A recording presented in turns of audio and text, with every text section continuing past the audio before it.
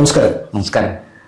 ഈ നിയമസഭാ തെരഞ്ഞെടുപ്പിൽ തിരുവനന്തപുരം ജില്ലയിൽ CPM-ന് സ്ഥാനാർത്ഥി ദാരിദ്ര്യമാണോ? ശരിക്കും എനിക്ക് അങ്ങനെ കഴിഞ്ഞ നിയമസഭാ തെരഞ്ഞെടുപ്പ് നോക്കുകയാണെങ്കിൽ 13 പിടിച്ച LDF ഇപ്രാവശ്യം സ്ഥാനാർത്ഥിത്വത്തിന് ഭയങ്കര ദാരിദ്ര്യമാണ് തോന്നുന്നത്. എന്താണ് അങ്ങയുടെ അഭിപ്രായം? തീർച്ചയായിട്ടും CPM വലിയ അങ്കലാപ്പിലാണ്. LDF അത്ര പ്രശ്നമില്ല. LDF-ൽ പക്ഷേ ഒരു പ്രധാന കക്ഷി എന്ന് പറയുന്നത് LDF-നെ നയിക്കുന്ന CPM തന്നെയാണ്. തിരുവനന്തപുരം ജില്ല തലസ്ഥാന ജില്ല ആര് പിടിക്കുന്നു? ഈ തിരുവനന്തപുരം കൊല്ലം ജില്ലകളിൽ ആരാണോ കൂടുതൽ ജയിക്കുന്നത്, കൂടുതൽ സീറ്റുകൾ നേടുന്ന മുന്നണി സംസ്ഥാനം ഭരിക്കും എന്ന് പൊതുവെ ഒരു ചൊല്ലുണ്ട്. എന്തായാലും അത് നമുക്ക് ആ ചൊല്ല് പഴയകാല തിരഞ്ഞെടുപ്പ് ജയപരാജയങ്ങൾ വെച്ച് പരിശോധിക്കേണ്ടതാണ്. ഞാനിപ്പോൾ അതിലേക്ക് പോകുന്നില്ല. പക്ഷെ എങ്കിലും ഈ തലസ്ഥാനം പിടിക്കാതെ CPM-ന് ഇന്നത്തെ സാഹചര്യത്തിൽ LDF-ന് CPM-ന് മുന്നോട്ട് പോകാൻ കഴിയില്ല. അവർ വലിയ പ്രതിസന്ധി മലബാറിലും മധ്യ കേരളത്തിലും നേരിടുന്നുണ്ട്. അതുകൊണ്ട് തന്നെ തെക്കൻ ജില്ലകളിൽ പരമാവധി സീറ്റുകൾ CPM-ന് LDF-ന് നേടിയെടുത്തേ പറ്റുള്ളൂ. അങ്ങനെ നേടിയെടുക്കുന്നതിൽ തിരുവനന്തപുരം ഒരു സുപ്രധാനമായ ജില്ലയാണ്. കാരണം 14 സീറ്റുണ്ട്. തിരുവനന്തപുരവും കൊല്ലവും ആലപ്പുഴയും കൂടെ ചേർക്കുമ്പോൾ തന്നെ 34 സീറ്റുകളാണ്. ഈ 34 സീറ്റുകളെന്ന് പറയുമ്പോൾ കേവല ഭൂരിപക്ഷത്തിൻ്റെ ഏതാണ്ട് പകുതിയോടടുത്ത് നിൽക്കുകയാണ്. അതിൽ ഏറ്റവും കൂടുതൽ സീറ്റുകൾ സംഭാവന ചെയ്യുന്ന ജില്ല തിരുവനന്തപുരം കൂടിയാണ്. അത് നമ്മൾ ഓർക്കണം. കൊല്ലം 11 സീറ്റ് ഉള്ളൂ, ബാക്കി ആലപ്പുഴയ്ക്കാണ്. അപ്പം ഇവിടെ തിരുവനന്തപുരത്ത് ഇപ്പോൾ CPM നേരിടുന്ന ഒരു പ്രതിസന്ധി എന്ന് പറയുന്നത് CPM-ന് പുതുതായിട്ട് അവതരിപ്പിക്കാൻ സ്ഥാനാർത്ഥികളില്ല. ഞാനൊരു ഉദാഹരണം പറയാം. നിയമം, നമ്മുടെ വിദ്യാഭ്യാസ മന്ത്രി ശ്രീ V. ശിവൻകുട്ടിയാണ് ഇപ്പോൾ നേമത്തുനിന്ന് വിജയിച്ച് MLA ആയിരിക്കുന്നത്. പക്ഷേ അദ്ദേഹത്തിന് അടുത്ത ഒരു ടേമിൽ മത്സരിക്കാൻ തക്കവണ്ണമുള്ള ആരോഗ്യം ഇല്ല. ശാരീരികമായിട്ട് അദ്ദേഹം നിരവധി പ്രശ്നങ്ങളും ബുദ്ധിമുട്ടുകളും നേരിടുന്നുണ്ട്. പക്ഷെ അദ്ദേഹം എല്ലാവരും വെല്ലുവിളിച്ചുകൊണ്ടിരിക്കുകയല്ലേ, എൻ്റെ കൂടെ മത്സരിക്കാൻ തയ്യാറാണോ എന്ന് ചോദിച്ചു. ഈ വെല്ലുവിളിക്കാൻ ആർക്കും പറ്റും. അതിപ്പോൾ പണ്ട് എട്ടുകാലി മമ്മൂഞ്ഞും ആനവാരി രാമൻ നായരും ഒക്കെ വെല്ലുവിളി നടത്തിയത് നമ്മൾ ബഷീറിൻ്റെ പുസ്തകത്തിൽ വായിച്ചിട്ടുണ്ടല്ലോ. അതുപോലെ വെല്ലുവിളി നടത്താൻ ആർക്കും പറ്റും. ഏതൊരാൾക്ക്, എത്ര ദുർബലനും വെല്ലുവിളി നടത്താൻ പറ്റും. ഈ പറയുന്നത് പോലെ എന്താ പറയുക, ഒട്ടും ആരോഗ്യമില്ലാത്ത ഒരാളാണ് ഒരു വലിയ ഭയൽവാനെ വെല്ലുവിളിച്ച് എന്നെ ഞാൻ അടിച്ച് നിലത്തിടും എന്നൊക്കെ ഗീർവാണം മുടക്കും. അല്ല, CPM-ന് അങ്ങനെ സ്ഥാനാർത്ഥി നിർണയത്തിന് ആൾക്കാരില്ല എന്ന് പറയാൻ പറ്റില്ല. ആര്യ രാജേന്ദ്രനെ പോലെയുള്ള തിരുവനന്തപുരം നഗരസഭ ഭരിച്ച വ്യക്തികളൊക്കെ ഇല്ലേ, നിലവിലില്ലേ? അവര് നേമത്തൊക്കെ മത്സരിപ്പിക്കാൻ പറ്റില്ല. ആര്യ രാജേന്ദ്രനെ മത്സരിപ്പിച്ചാൽ പെട്ടി പൊട്ടിക്കുന്നതിന് മുമ്പേ BJP ജയിക്കും നേമത്ത്. ഞാൻ നേമത്തെ കാര്യമാണ് പറയുന്നത്. ഞാൻ അതിൻ്റെ വിശദാംശങ്ങളിലേക്ക് വരാം. ഇവിടെ പുതുമുഖങ്ങൾ CPM-ന് ഈ പറഞ്ഞതുപോലെ ആര്യ രാജേന്ദ്രൻ അടക്കമുള്ള ആൾക്കാരെ എന്തുകൊണ്ട് തദ്ദേശ തെരഞ്ഞെടുപ്പിൽ മത്സരിപ്പിക്കാതെ പ്രചാരണത്തിന് പോലും ഇറക്കാതെ മാറ്റി നിർത്തി? തിരുവനന്തപുരം കോർപ്പറേഷനിൽ ആര്യ രാജേന്ദ്രൻ്റെ പടം വെച്ച ഒരു ഫ്ലെക്സ് പോലും CPM ഒരു ജംഗ്ഷനിലും വെച്ചിട്ടില്ല. തെരഞ്ഞെടുപ്പിൻ്റെ പ്രചാരണ പ്രവർത്തനങ്ങളിൽ നിന്ന് സമ്പൂർണമായിട്ടും ആര്യ രാജേന്ദ്രനെ മാറ്റി നിർത്തി. ആര്യ രാജേന്ദ്രൻ മാത്രമല്ല, വഞ്ചൂരിൽ നിന്ന് ജയിച്ച ഗായത്രി ബാബു, ഇപ്പോൾ അവിടെ LDF ആണ്, CPM ആണ് ജയിച്ചിരിക്കുന്നത്, ബാബുവാണ് ജയിച്ചിരിക്കുന്നത്. പക്ഷേ കഴിഞ്ഞ തവണ ജയിച്ച ഗായത്രി ബാബു സ്റ്റാൻഡിംഗ് കൗൺസിൽ ചെയർപേഴ്സണൊക്കെ ആയിരുന്നു. ആ ഗായത്രി ബാബു എവിടെ പോയി? അവരെ ഇറക്കിയില്ലല്ലോ. അതുപോലെ കഴിഞ്ഞ നഗരസഭയിൽ ഉണ്ടായിരുന്ന ഒട്ടനവധി ആൾക്കാരെ CPM പ്രചാരണ പ്രവർത്തനങ്ങൾക്ക് CPM-ഓ LDF-ഓ ഇറക്കിയില്ല. ചോദിക്കാൻ വരികയായിരുന്നു. അതെന്തുകൊണ്ടാണ്? തീർച്ചയായിട്ടും ഇറക്കിയാൽ അവർക്കറിയാം കനത്ത പരാജയം ഏറ്റുവാങ്ങേണ്ടി വരും. നിയമസഭാ തെരഞ്ഞെടുപ്പിലും അതുപോലെ തന്നെയാണ്.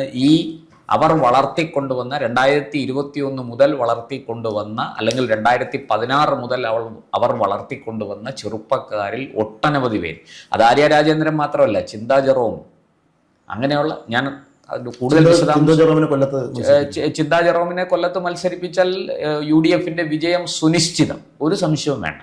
അപ്പോൾ LDF സ്ഥാനാർത്ഥികൾ എവിടെ മത്സരിച്ചാലും UDF-നും BJP-ക്കും അനുകൂലമാണ്. അത് ഞാൻ എല്ലായിടത്തെയും കാര്യമല്ല പറയുന്നത്. തിരുവനന്തപുരം ജില്ലയിൽ ഈ പറഞ്ഞതുപോലെ ശിവൻകുട്ടിയുടെ കാര്യം ഞാൻ പറഞ്ഞു, നേമത്ത്. ഇനി കഴക്കൂട്ടത്തേക്ക് വന്നാലോ? അവിടെ കടകംപള്ളി സുരേന്ദ്രൻ അല്ലാതെ പിന്നെ മത്സരിക്കാൻ ശേഷിയുള്ള ജനങ്ങളുടെ മുന്നിൽ പ്രദർശിപ്പിക്കാൻ പറ്റിയ ഒരു മുഖം VK പ്രശാന്താണ്. അദ്ദേഹം നിലവിൽ വട്ടിയൂർക്കാവ് MLA ആണ്. വട്ടിയൂർക്കാവിൽ നിന്ന് അദ്ദേഹത്തെ മാറ്റി കഴക്കൂട്ടത്ത് കൊണ്ടുവന്നാൽ വട്ടിയൂർക്കാവിൽ പുതിയൊരാളെ കണ്ടെത്തണം. അങ്ങനെ വട്ടിയൂർക്കാവ് ഒരു ഹൈ പ്രൊഫൈൽ മണ്ഡലമാണ്. കൃത്യമായിട്ടും UDFും BJPയും ഏറ്റവും മികച്ച സ്ഥാനാർത്ഥികളെ അവിടെ നിർത്തും. പണ്ട് ഉപതെരഞ്ഞെടുപ്പിൽ മത്സരിച്ചതുപോലെ അല്ല, കൃത്യമായിട്ട് ജയിക്കാൻ കഴിയുന്ന ഏറ്റവും മികച്ച സ്ഥാനാർത്ഥിയെ തന്നെ നിർത്തും. BJPയുടെ കേന്ദ്ര നേതൃത്വം ഇടപെടും. അതുപോലെ തന്നെ UDFിൻ്റെ കാര്യത്തിലും നമ്മൾ ഒരു സംശയവും വേണ്ട, ഏറ്റവും മികച്ച സ്ഥാനാർത്ഥിയെ അവർ നിർത്തും. നിലവിൽ K മുരളീധരൻ്റെ പേരാണ് പറഞ്ഞു കേൾക്കുന്നതെങ്കിലും ഏറ്റവും മികച്ച ഒരു സ്ഥാനാർത്ഥി അവർക്ക് അവിടെ വരും എന്നുള്ള കാര്യത്തിൽ സംശയം വേണ്ട. അങ്ങനെയാണെങ്കിൽ ഇപ്പോൾ ട്രിവാൻഡ്രത്ത് ജില്ലാ സെക്രട്ടറിക്ക് വേണ്ടിയിട്ട് CPMന്റെ ജില്ലാ സെക്രട്ടറി, അതിലേക്ക് വരാം. അതിന് മുമ്പ് അത് നമുക്ക് വർക്കല ഡിസ്കസ് ചെയ്യുമ്പോൾ പറയാം ഈ വിഷയത്തിൽ. അപ്പോൾ കഴക്കൂട്ടത്ത് നിവൃത്തിയില്ല, കടകംപള്ളിയെ തന്നെ വീണ്ടും അവർക്ക് സ്ഥാനാർത്ഥിയാക്കേണ്ടി വരും. അങ്ങനെ വന്നാൽ അത് CPMന് കേവലം കഴക്കൂട്ടത്ത് മാത്രമല്ല തിരുവനന്തപുരം ജില്ലയിൽ മൊത്തത്തിൽ ഒരു വലിയ തിരിച്ചടി കിട്ടും. കാരണം ഈ പറഞ്ഞതുപോലെ ഭരണവിരുദ്ധ വികാരം വളരെ ശക്തമാണ്. പിണറായി വിരുദ്ധ തരംഗം കേരളത്തിലുണ്ട്. ഇതെല്ലാം സ്വയം കൃതാനർത്ഥമാണ്, അവർ വരുത്തി വെച്ചതാണ്. അല്ലാതെ ഇതാരും മറ്റ് രാഷ്ട്രീയ പാർട്ടികൾ കൊടുത്തതോ അവരുടെ മിടുക്കോ അല്ല. UDFിൻ്റെ മിടുക്കല്ല, BJPയുടെ മിടുക്കല്ല. ഈ രണ്ടുപേരും ഈ സർക്കാരിനെതിരെ നടത്തിയ സമരങ്ങളും പ്രതിഷേധങ്ങളും പ്രക്ഷോഭങ്ങളും ഒക്കെ എടുത്തു നോക്കിയാൽ വട്ടപൂജ്യമാണ്. അത് UDFിൻ്റെ കാര്യത്തിലും അതെ, BJPയുടെ കാര്യത്തിലും അതെ. അതുകൊണ്ട് ഞാൻ അതിലേക്ക് പോകുന്നില്ല. രാഷ്ട്രീയം മാറുന്നുണ്ട്, കാലത്തിനനുസരിച്ചുള്ള ഒരു മാറ്റമായിരിക്കാം അത്. പഴയതുപോലെ റോഡിൽ കിടന്ന് പോലീസിനോട് തല്ലുപിടിക്കുക, പോലീസ് ലാത്തിചാർജ് ചെയ്യേണ്ടി വരിക, ടിയർ ഗ്യാസ് പൊട്ടിക്കുക, ആകാശത്തേക്ക് വെടിവെക്കുക, ആ ഒരു കാലമൊക്കെ പോയി എന്ന് നമുക്ക് കരുതാം. എങ്കിലും ഈ പറയുന്ന ചില പ്രസ്താവനാ യുദ്ധമല്ലാതെ UDFും BJPയും ക്രിയാത്മകമായ ഒരു പ്രതിഷേധം, പ്രക്ഷോഭം ഈ സർക്കാരിനെതിരെ നടത്തിയിട്ടില്ല. എന്നിട്ടും ഈ സർക്കാർ വലിയ ഭരണവിരുദ്ധ വികാരം നേരിടുന്നു. പിണറായി വിരുദ്ധ തരംഗം കേരളത്തിൽ എമ്പാടും അലയടിക്കുന്നു, വിശിഷ്യ തിരുവനന്തപുരത്ത്. ഞാൻ അതിൻ്റെ ആഴങ്ങളിലേക്ക് പോകുന്നില്ല. ഒരു ചെറിയ ഉദാഹരണം പറയാം. നമ്മൾ റോഡിലേക്ക് ഇറങ്ങുന്നു, മുഖ്യമന്ത്രി വരികയാണെങ്കിൽ എന്തുമാത്രം തടസ്സങ്ങളാണ് യാത്രക്കാർക്കുണ്ടാകുന്നത്, വാഹനങ്ങൾ തടയുന്നു, അങ്ങനെ ഒരുപാട് ബുദ്ധിമുട്ടുകൾ അവിടെ ഉണ്ടാകുന്നുണ്ട്. മുഖ്യമന്ത്രി കടന്നുപോയതിനു ശേഷം, ഞാൻ പറയുന്നത് ഒരു നേരത്തെയും ഇവിടെ എത്രയോ മുഖ്യമന്ത്രിമാരുണ്ടായിരുന്നു, അവർക്കൊന്നുമില്ലാത്ത ഒരു പ്രോട്ടോകോൾ പ്രൊട്ടക്ഷൻ ഒക്കെ ഇദ്ദേഹത്തിന് കൊടുക്കുകയാണ്. ഇത് തലസ്ഥാന നിവാസികളെ സംബന്ധിച്ചിടത്തോളം വലിയ ബുദ്ധിമുട്ടാണ്. കഴിഞ്ഞ ദിവസം ഞാൻ ഒരു പ്രധാന ജംഗ്ഷനിൽ വണ്ടിയും കൊണ്ട് വരുമ്പോൾ എനിക്കുണ്ടായ അനുഭവം പറയാം. റോഡ് തടഞ്ഞിട്ടിരിക്കുകയാണ്, എല്ലായിടത്തും റോഡ് തടഞ്ഞ് അവർ ഒരു വശത്തുനിന്ന് മാത്രം വാഹനങ്ങൾ കടത്തി വിട്ടുകൊണ്ടിരിക്കുകയാണ്. അപ്പോൾ തൊട്ടടുത്ത് നിന്നയാൾ ഇടതുവശത്തും വലതുവശത്തും ഒക്കെ നിൽക്കുന്ന ആൾക്കാർ തലയെ കൈവച്ച് പ്രാകുകയാണ്. കാരണം പലർക്കും ഓഫീസിലെത്താൻ ഇപ്പോൾ അറിയാമല്ലോ, നമുക്ക് സർക്കാർ ഓഫീസുകളിൽ പോലും പഞ്ചിങ് ആണ്.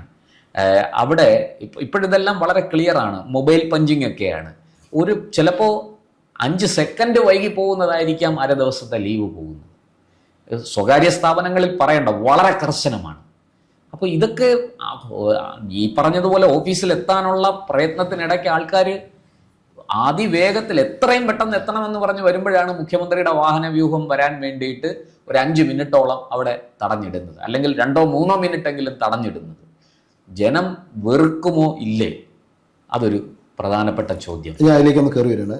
ജനം വെറുക്കുമോ ഇല്ലയോ, ഞാൻ അങ്ങോട്ട് യോജിക്കുകയാണ്. അതിൽ ജനം വെറുക്കുമോ ഇല്ലയോ എന്നുള്ളത് കഴിഞ്ഞ 10 വർഷമായിട്ട് ഇത് തന്നെയാണ് സംഭവിച്ചുകൊണ്ടിരിക്കുന്നത്. കഴിഞ്ഞ 5 വർഷത്തിലും ഇത് സംഭവിച്ചിരുന്നു. ആ 5 വർഷം വീണ്ടും തുടർന്നതാണ് ഈ തുടർഭരണം, ഈ 5 വർഷം. അതെ. അപ്പോൾ സ്വാഭാവികമായിട്ടും ജനങ്ങൾ വെറുത്തിരുന്നെങ്കിൽ ഈ തുടർഭരണം ഉണ്ടാകുമായിരുന്നു. അല്ല, അതിന് സാഹചര്യം മറ്റൊന്നും. അത് മാത്രമല്ല, ഒരു കാര്യം കൂടി ഞാൻ പറയാം. ഈ 14 മണ്ഡലങ്ങളിൽ 13 മണ്ഡലങ്ങളും അവർ വിജയിച്ചവരാണ്. അപ്പൊ സ്വാഭാവികമായിട്ടും അങ്ങനെ ഒരു മാനസികമായിട്ട് പ്രതിഷേധം ജനങ്ങൾക്ക് ഉണ്ടായിരുന്നെങ്കിൽ ഈ 13 മണ്ഡലങ്ങളിലും വിജയിപ്പിക്കില്ലായിരുന്നു. ശരിയല്ലേ? അല്ല, അതൊരു വാദത്തിന് വേണ്ടിയിട്ട് നമുക്ക് എടുക്കാം. ആദ്യം അങ്ങ് ചോദിച്ച ചോദ്യം, ഈ തുടർഭരണം, കഴിഞ്ഞ സർക്കാരിൻ്റെ അവസാന കാലത്താണ് കോവിഡ് വന്നത്. ഈ കോവിഡ് വന്നപ്പോൾ ജനമാകെ ഭയന്ന് വീട്ടിൽ കയറി. ഈ കോവിഡിനെ ഫലപ്രദമായിട്ട് നേരിടാൻ ആദ്യത്തെ 1ാം പിണറായി സർക്കാരിന് സാധിച്ചു എന്നുള്ളത് സത്യമാണ്. വളരെ കൃത്യമായിട്ട് കർശനമായ നടപടികളിലൂടെയും നിലപാടുകളിലൂടെയും ഒക്കെ പിണറായി സർക്കാർ മുന്നോട്ട് പോയി. അതുകൊണ്ട് കേരളത്തിൽ കോവിഡിന് ഒരു താണ്ഡവമാടാൻ കഴിഞ്ഞില്ല എന്ന് വേണമെങ്കിൽ പറയാം. കോവിഡിനെ സമർത്ഥമായി നേരിട്ടത് ജനങ്ങളെ സംബന്ധിച്ചിടത്തോളം ഒരു വലിയ പ്ലസ് പോയിന്റാണ് അവർ സർക്കാരിൽ കണ്ടത്. ഇനി ഈ പറഞ്ഞതുപോലെ മറ്റ് നിരവധി കാര്യങ്ങളുണ്ട്. ന്യൂനപക്ഷ വോട്ടിൻ്റെ സമാഹരണം, അങ്ങനെ ഒട്ടനവധി കാര്യങ്ങൾ കൊണ്ടാണ് അന്ന് ഈ പറഞ്ഞതുപോലെ ഒരു തുടർഭരണം സാധ്യമായത്. പ്രതിപക്ഷം വളരെ ദുർബലമായിരുന്നു. BJP അതിനേക്കാൾ ദുർബലമായി. BJP ഉണ്ടായിരുന്ന ഒരു സീറ്റ് പോലും കളഞ്ഞു കുളിച്ചു, അല്ലേ? അങ്ങനെ ഒരു വല്ലാത്ത ഒരു രാഷ്ട്രീയ സാഹചര്യം കേരളത്തിലുണ്ടായിരുന്നു. പിണറായിക്ക് ഈസി വാക്ക് ഓവർ ആയിരുന്നു. ഇനി അങ്ങ് ചോദിച്ച രണ്ടാമത്തെ ചോദ്യം, തിരുവനന്തപുരത്ത് 2021 14 13 നേടിയ CPM സ്ഥാനാർത്ഥി ദാരിദ്ര്യം നേരിടുന്നു എന്ന് പറഞ്ഞാൽ അത് യുക്തിസഹമല്ല എന്നാണ് അങ്ങ് പറയുന്നത്.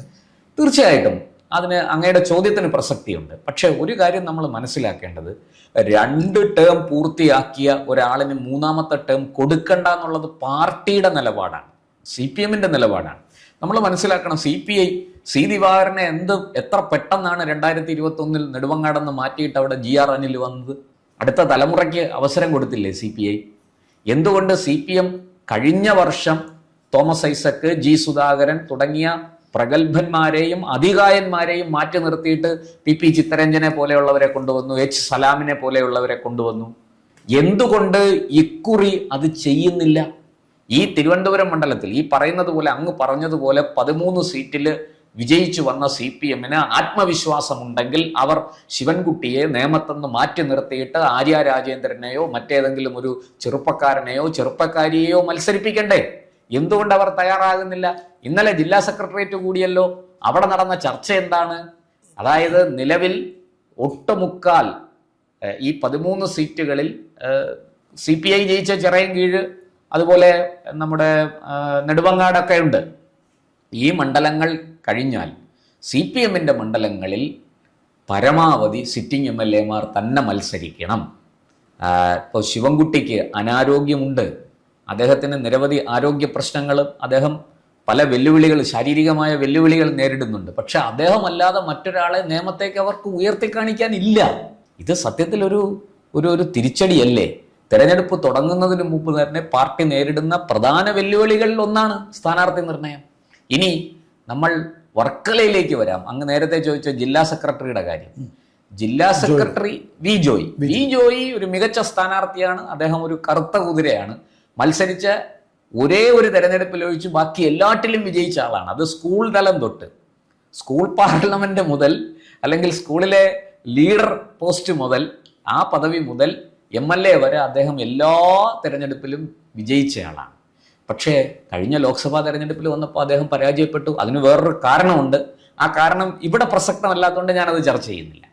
പക്ഷേ വി ജോയി വർക്കലയിൽ നിന്ന് ജയിച്ചു വന്നു കഴിഞ്ഞപ്പോൾ അദ്ദേഹത്തിനെ ആനാവൂർ നാഗപ്പൻ ജില്ലാ സെക്രട്ടറി സ്ഥാനത്ത് നിന്ന് ഒഴിഞ്ഞപ്പോൾ വി ജോയിയെ അവർക്ക് നോക്കൂ, ഈ പറഞ്ഞതുപോലെ MLA ആയിരിക്കുന്ന പാർലമെന്ററി ജനാധിപത്യ പദവിയിലിരിക്കുന്ന ഒരാളിനെ പാർട്ടി പദവിയിലേക്ക് നിയോഗിക്കുന്നത് വളരെ അപൂർവമാണ്.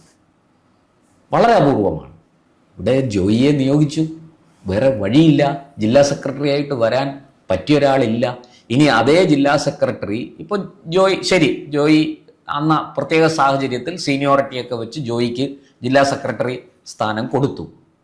ഇപ്പോൾ ജോയി ജില്ലാ സെക്രട്ടറി സ്ഥാനത്ത് തുടരവേ വീണ്ടും വർക്കലയിൽ മത്സരിക്കാൻ നിയോഗിക്കുന്നത് പാർട്ടി തത്വങ്ങൾ അനുസരിച്ച് ശരിയോ തെറ്റോ? ഒരു ചോദ്യമല്ലേ?